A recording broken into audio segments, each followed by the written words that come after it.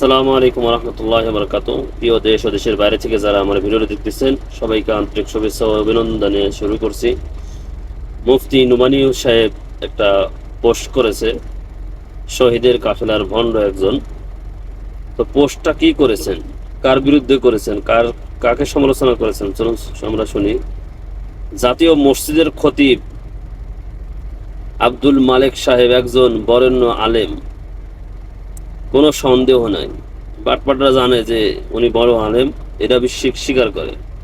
আমি ওনাকে অনেক সম্মান করি, সম্মান ওভার করে, কিন্তু তিনি খতিবের চাকরি দীর্ঘমেয়াদী করার জন্য জালেমের সহযোগী হিসাবে চাটকারের ভূমিকা পালন করছেন।